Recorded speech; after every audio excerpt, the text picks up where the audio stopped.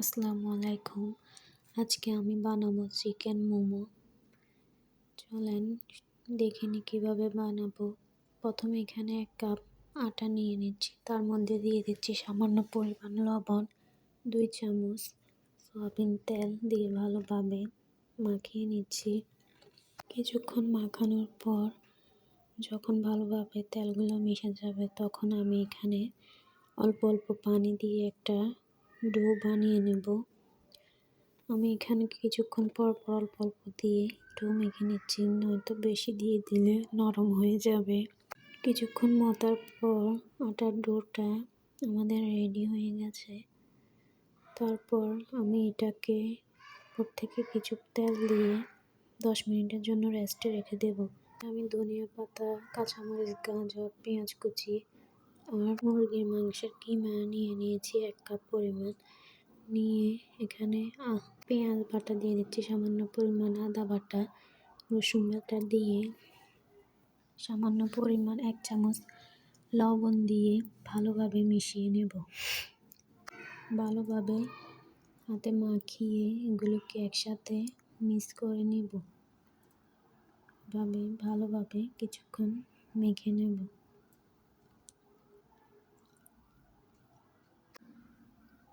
তারপর সামান্য পরিমাণ সয়া সস দিয়ে একটা কড়াইতে কিছু পরিমাণ তেল দিয়ে নেব। তেল দিয়ে এখানে একটা রসুন কুচি করে নিয়েছি। রসুনটাকে ভালো করে ব্রাউন কালার করে নেব। কিছুক্ষণ পর নেড়ে চেড়ে ব্রাউন কালার করে এগুলোকে আমি উঠিয়ে নেব। উঠিয়ে আমি কিছু তেল উঠিয়ে নেব, এখানে বেশি হয়ে গেছে। তারপর আমি আগে থেকে মাখানো মাংসের কিমাগুলো দিয়ে দেব। দিয়ে ভালো করে নেড়ে চেড়ে কিছুক্ষণ রান্না করে নেব। কিছুক্ষণ রান্না করব, নেড়ে চেড়ে দেখবেন মাংস থেকে পানি উঠে এসেছে। কোনো সমস্যা নেই, আমরা পানিগুলো টানিয়ে নেব। কিছুক্ষণ নাড়াচাড়া করে মাংসটাকে ভেজে নেব হালকা। কিছুক্ষণ ভেজে নেব।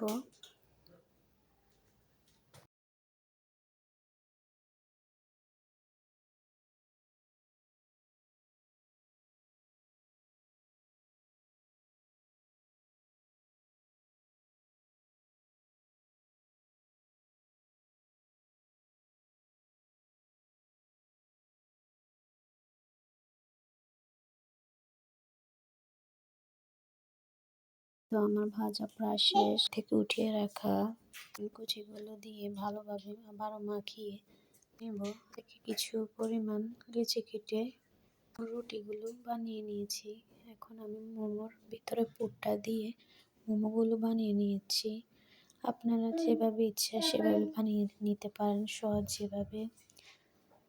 আমি এভাবে পারি তাই এভাবে বানাচ্ছি, আপনারা দেখলেই বুঝতে পারবেন।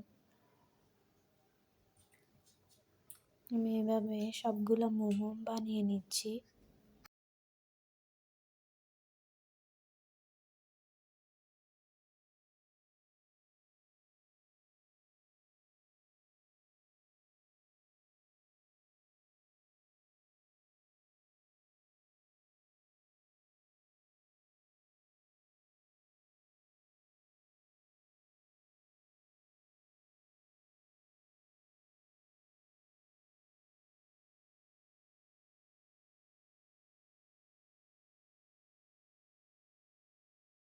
মোমোগুলো বানানো শেষ সবগুলো। এখন আমি এগুলোকে ভাপে দেবো। আমি একটা পাত্রে পানি বসিয়ে ফুটিয়ে নিয়েছি, তার উপর এরকম একটা স্ট্যান্ড দিয়ে এগুলোকে আমি ভাপ দিয়ে নেব 15 মিনিট।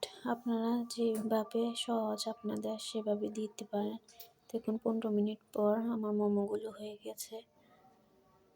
কতটা সুন্দর নরম তুলতুলে জুসি ভিতরে আপনাদেরকে ভেঙে দেখাচ্ছি, দেখতে পাচ্ছেন কতটা সুন্দর হয়েছে। আপনারা চাইলে টমেটো সসের সাথেও খেতে পারেন, আবার অন্য কোনো সস গার্লিক সস দিয়েও খেতে পারেন।